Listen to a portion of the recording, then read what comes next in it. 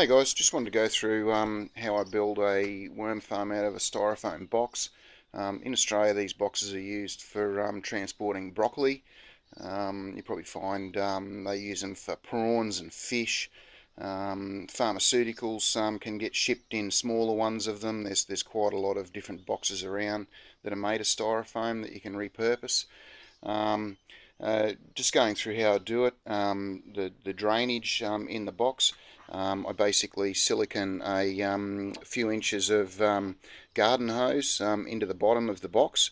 You can see the silicone sealing the outside, and also put a piece of, we call it fly screen, you guys call it window screen, over the end of the hose. That helps keep critters from going up the pipe from the outside, and also helps restrict worms coming out of the box. Occasionally what you'll have to do, it will get blocked with castings, because castings are so fine, and so every now and then with this type of box you'll just basically have to spray the end of that with a hose to get the castings to wash out of there, to get that all clear. On the inside of the drain, underneath, you can't see here because I've got this other mesh over the top, but basically I silicone the end of the hose in quite flush with the end of the box, because as the box drains, as you tilt it up, if you've got that hose extending too far up into the box, you'll create a very wet area down the end of the box that won't drain at all. And then I use that, see if I can get a better shot. It's actually mesh from my gutter guard business. You can probably get a lot of different meshes, but I just use that little bit of mesh there, again siliconed on, to try and keep the castings in that area away from the pipe. Again, it does eventually fill up with castings in there, and occasionally, several times a year, like when you harvest the worms, you should tip the whole lot out and wash that drainage area all the way clear. Another thing you could use instead of that mesh is like the slotted, we call it ag pipe here, or slotted drainage pipe. You can see the little slots that are cut in it. Each of these ribs has got a little slot every second or third rib or something, all the way around the pipe. So you could put a piece of that pipe in the bottom of the farm, going all the way up to the end, to help collect any leachate that comes down into it, to bring it down. These boxes are susceptible to being too moist, so you have to control your moisture content somewhat, but not as much as like in a Larry Hall bucket where there's no drainage at all. So that's the drainage. Basically the air vents, I advise using, I cut these holes, I haven't got a tape measure handy, otherwise I'd show you, but they're about 6 inches by 4 inches. Again, covered with window screen, siliconed on. You can see the silicone around the outside. That's a very good way of getting air into the box.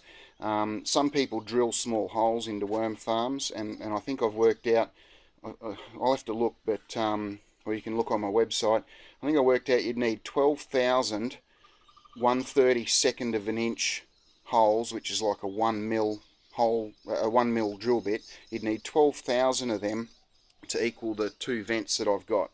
So if you're just drilling, some people tell me, oh yeah, they've drilled a stack of holes, and the worms get too hot in there, the worms die, the worms try and crawl out, the sides of the box inside are always moist from condensation. That's basically because you haven't got enough airflow. So if you want to go and drill 12,000 1mm holes, be my guest, but quite easy to see that the 2 holes that I do there give you good airflow. You can even bring the bedding right up to sort of about there, and then from there I basically arch it back to the top and then down to the bottom again, so there's always some amount of this screen with air going into the box. Try and keep as much of it clear as you can by arching up from here, to allow air into the top of the box, type of thing. So that's your air holes.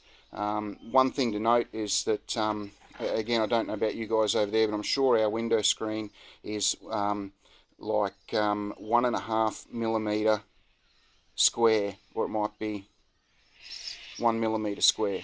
Yeah, I think it's 1mm square, because the crim safe mesh we've got here is slightly bigger, and as they say, that's not as good for keeping mosquitoes out.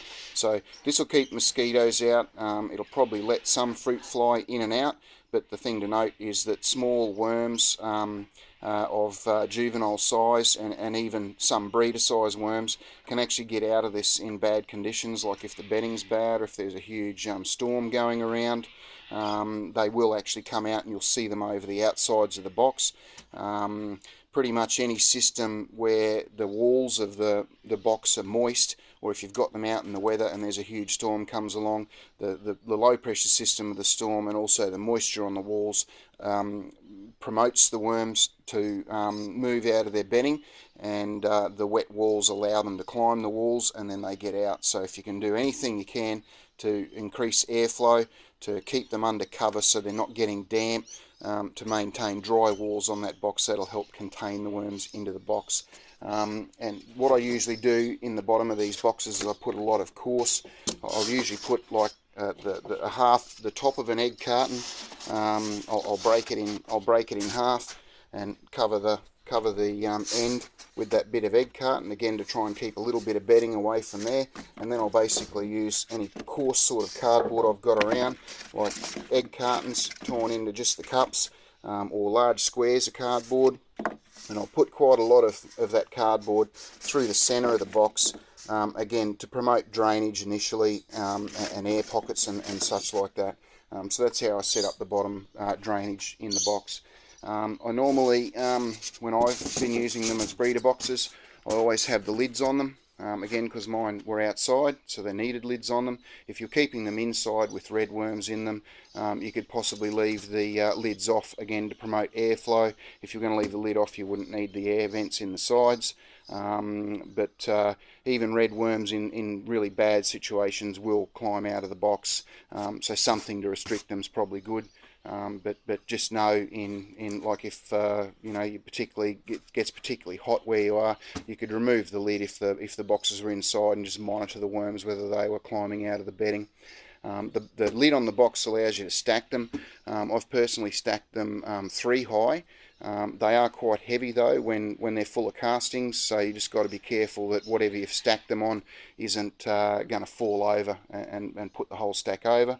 But it also means that the farms are hard to maintain underneath. You'll find that you'll maintain the top level really efficiently, and then the next levels, because you've got to lift boxes off all the time to be able to check them, you just won't get to it in time. So stacking them up is okay in a short-term sense, or if you want to promote labour instead of ease of use, because you've got space concerns or whatever, you can stack them with the lids on. Broccoli boxes are made to be stacked on each other, but at a certain point you will start to crush the boxes below. But again, I've had them 3 high, and I think it'd probably be possible to go 4 high at least while they've got a small amount of bedding in them. So the stocking density in a box like this, I've worked out that these ones are 1.5 square feet boxes. We normally say that 1 pound per square foot, which is half a kilo per square foot, is advisable for starting off a farm. That will very soon max out. This type of box will only get to sort of 1 to 2 pounds per square foot maximum population, just by the style of farm it is, whereas a continuous flow through could be up to 4 pounds per square foot. So in a box like this, if I was starting it out myself, I use 250 grams of worms in there, which is say half a pound. So I'm using half a pound for 1.5 square feet. You could use say 300 grams or 400 grams or 500 grams, but I pretty much wouldn't use more than 500 grams to start it off, because otherwise you're basically putting the worms into there at maximum population already, and then if you make any mistake, basically by the chain reaction of death, you'll increase the poisons and toxins in the bedding, and also the heat, and you'll basically kill the whole lot of the worms in one quick go really easily if you start a bin out at maximum population. So I think that's pretty much it. That's all my notes that I wrote down anyway. I tried to write some notes there so I could not say so many ums and ahs as I was going through and thinking about what to tell you guys. So that's how I make my styrofoam boxes. Thanks very much for watching the video.